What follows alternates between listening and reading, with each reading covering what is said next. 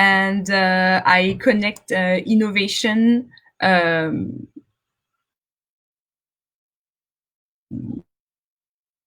imagination. It's a bit, yeah, perfect. Thank you so much for coming back to that slide. So I drive innovation. So I have my own company called Ovisware. I'm the founder of Ovis, and I drive innovation in corporate and also in people within company, changing team mindset. On one hand, we create tailor-made XR solution for business to add value, so to save costs. Customers, we mainly work in digital engineering for water and energy, resource and transportation industries. And we also have a little studio where we create multi-sensory experiences. It is really funny as a tech founder and seen as a face of diversity. So my hair, my skin, my accent, and 300 degrees of geek weirdness. I am ready. That face of diversity. So today I will present how I did it, my recommendation, and I will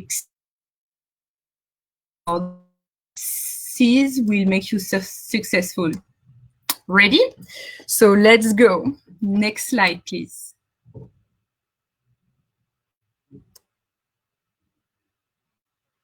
So nothing really prepared me for where I am today, what I do. What I do in virtual reality and augmented reality wasn't even a job when I was born. So here is how it happens. Please.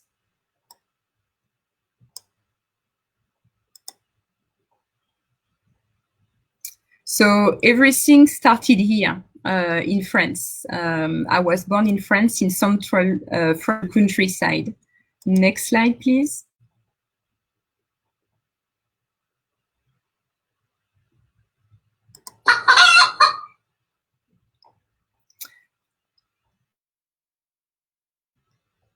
I grew up surrounded by trees and a loving family. That said, 2,000 inhabitants as the first Black family of this village. As a child, I enjoyed creating complex. I actually created my first 3D analog, not a digital world, with glue and candle wax. At that time. Like my company, feeding each other, that ticks early on, as you can see in the picture. I grew up surrounded by family. Families from around the world. My best friend was a French American. We had Chinese, Japanese, and literally friends from everywhere around the world. So surely what I wanted to do while growing up was to explore the world. Next slide, please. At this point of my presentation, I would like to give you a little warning. Please follow my voice. This will be a journey and not an interactive one, as you could have experienced if I was managing the slides. It was a bit interactive, but I've been lucky enough that my university was valuing and encouraging student exchange and overseas experiences, and I started my career life by an internship in Germany for a retail company. So make sure you have your seatbelt fastened and follow me on my journey. I then joined AIT, which is the Asian Institute of Technology in Bangkok, in Thailand, when I study management of change in organization. I then worked in Bangkok for an oil and gas company. But I need just to step back a little. Before having a passion for technology, I have a deep passion for people. I'm an extrovert and I get my energy and my inspiration from people. And during my study back in France, I happened to live with a Chinese guy. And I decided that I would love to discover China. And after my job in Bangkok, I had an opportunity to just do that. So I went to work for the European leader in cost optimization in their Chinese office in Shanghai. I was in charge of knowledge management and also was working around Southeast Asia. I then went back in France to finish my master's degree and had to join the MBA program of IIFT in Delhi, India. India was absolutely fabulous. I mean, it's a culture who invented the zero. It's just fabulous. And after I was done with my study, I decided to get my first job. As a child, I always had that idea that I wanted to go to Japan, so I just did. I also had on the side a personal project, and I wanted to sell kimono to the Japanese. Unfortunately, that kimono business idea failed in Japan, but I learned a lot of my stay in Tokyo. I then had an opportunity working for a French SaaS company, wanted to set up an office overseas, and I ended up setting up the first SaaS company in Mauritius Island. Fast forward, I'm Australian. Here in Australia, I worked for complex IT program first, and for the past 7 years, I've been working with cutting-edge technology, really on spatial computing, AR, VR, and immersive environment. Next slide, please.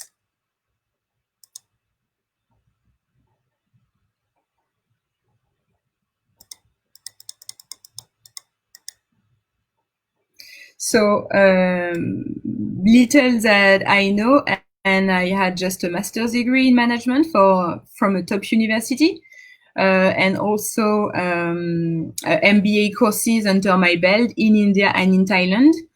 And I had worked for over 20 companies, spanning verticals and industries, so pharmaceutical, transport, financial services, as a consultant when I decided to set up my own company. I actually had plenty of other activities, being the ambassador for my university, Schema, and I organized events in Thailand, in China, in Australia, mentoring students, but also giving back to less fortunate or for the arts. Next slide, please.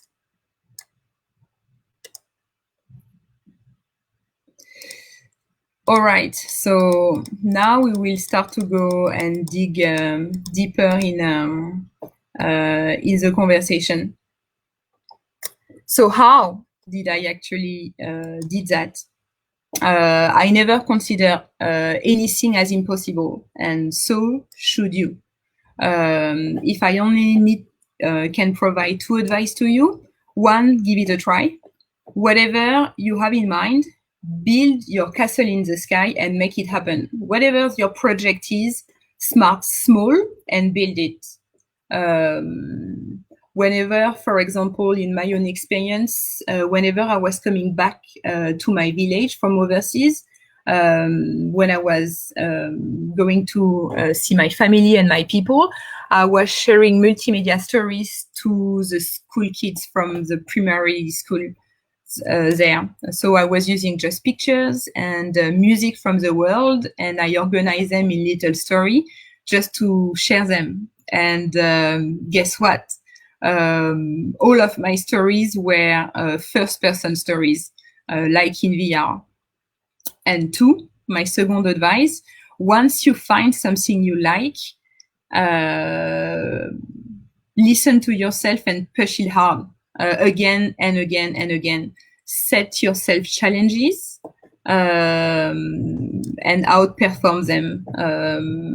I'm interested in create multisensory, purpose-driven narratives, stories that empower women and NB and all kind of minorities. And on the multisensory side, we are only a very little group of people interested in olfaction. Olfaction is a sense of smell in immersive environment worldwide. We are a bunch of a bit weird, but amazing people. So I definitely advise you to embrace your uniqueness. Reach out to your crowd. Online, it is easier than ever, and set yourself challenges. For example, me and other olfactory practitioners, we have a monthly group where we create on a team. So whatever works for you, it could be a daily ritual or a monthly challenge. Just set yourself deadline and milestone and go for your dream. Next slide, please.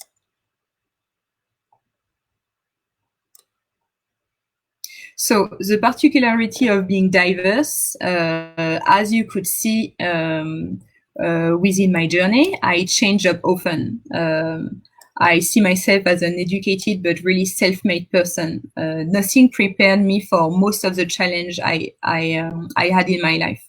I just build internally the resource to be able to face and answer complex problems.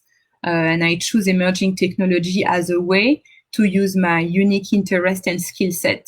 I choose it along the way as a journey. But I've been really consistent in my approach, making sure that I would always find a challenge I never met, a new challenge. And it is surely part of my personality, which drive me where I am today. My never satisfied curiosity, my strong will, or my high risk tolerance. But nonetheless, I feel that my story is far from being unique and share similarities with other diverse groups. And I will share my top 5 with you. So the first one is plurality. Inside the word diverse is the idea of difference. Yeah, you can change slide. Thank you. You won't be able to see that movie extract, but I will speak just over it. So inside the word diverse is the idea of difference, but also the idea of multiplicity. And since the beginning, like many of you, I have been plural, living at the intersection of culture. So many culture, I grew up with variety of thoughts, of food, of languages. And if you are a minority, you may actually have lived different experience in your life. So before settling in Australia, I have been exposed to many cultures. I understand culture collaboration better now and leverage my senses. So my strength, for example, is not language. You can hear my accent. I don't have a really developed vocabulary, but living with others, I could always understand something else. So I lived in culture where I couldn't understand the language, in Thailand, in Japan, in China, but I can understand space. I understand movement. I understand nonverbal communication. I read faces. And while every culture is really different, it definitely gives me edge on us. Can we go to the next slide, please? 2, it's adaptation and fitting. So in France, in Australia, and everywhere, I'm a visible minority. Some people will ask, where are you from? And the question is often looking at differences, focus on what sets us apart. While at the contrary, when you are visibly different, you tend naturally try to find what you have in common with others to create a connection. If you have never seen it, look at your behavior and how you behave when you meet someone new. I think that there's a natural drive to create connection with others. I have plenty of examples through my life to when it happens. But I think that naturally, I will look at people's hobby to find similarities and to fit in and convert on common points. Next slide, please. 昨天晚上11点左右呢，发生一件。 3, its uniqueness. So I am and you are unique, and remember, being different often also mean being seen, being remembered, and being remarkable. So if you don't look like most in a crowd, for example, if you're taller or for whatever reason, you are seen. And not only we get the opportunity to be seen, but also to see sometimes things a bit different. So don't be shy, just shine bright. You won't be less seen as a visible minority. Next slide, please. 4th point is openness. I think that being different, we are more open to the world as well, and to others. It means that most of the time we need to work harder.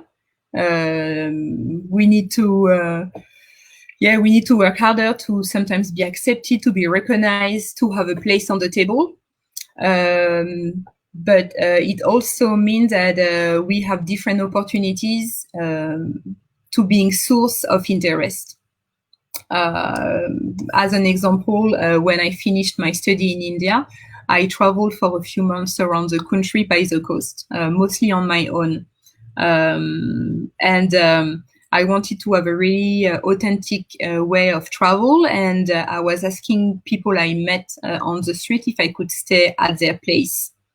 And I've been invited very often at places just out of curiosity, just drawing attention. So take advantage of it. I also think that being different, we tend to be a bit, maybe it's just an hypothesis. We are more resilient and more empathetic and tolerant. If you had experienced pain and major trauma and accidents within your life, and you're here to listen this talk, you survived it. So you have that resilience. Suffering is a great master, and it makes us, I think, more empathetic towards others. If you live in a different country, if you've been exposed to various cultures, you have that in you. Next slide, please. Then I will speak about variety and acceptance. When you are already different, and it's again an hypothesis, maybe you have more interest, more room to accept being different. I can be myself because I did not have role models to identify to. I could be who I wanted to be just because I could be my own model. I had less pressure to conform to standards because there were no standards for me. So there's more capacity to reinvent myself. Next slide, please. I have been living overseas most of my adult life. Story is not special. Living in 10 countries, changing companies often is not special at all. In my cycle of friends, as I did as a child, I still have people from everywhere in the world. I actually have a French friend who actually never lived in France. I have a bilingual French speaker who grew up in Mexico and India. I have an Indian, French, Australian friends now living in the US. And it's a new face of diversity. My story is not niche. I don't think it is a marginal story at all. I actually think that maybe at the contrary, it's a universal story. It may just be a reflective story of our time, just another story for humanity. So what I do feel is really special for any of us is to cultivate our unicity. at the edge of the rise of new technology, like artificial intelligence. Being your own person is the best way to differentiate ourselves from the machine. Because at the end, what makes us human is that undefined connection we have with something else, with something sensible, something you have inside you. So go and get it. Next slide, please. My name is Priscilla Koukoui, and you can find me on social media to connect. And if you have any question, please feel free to just ask. Thanks.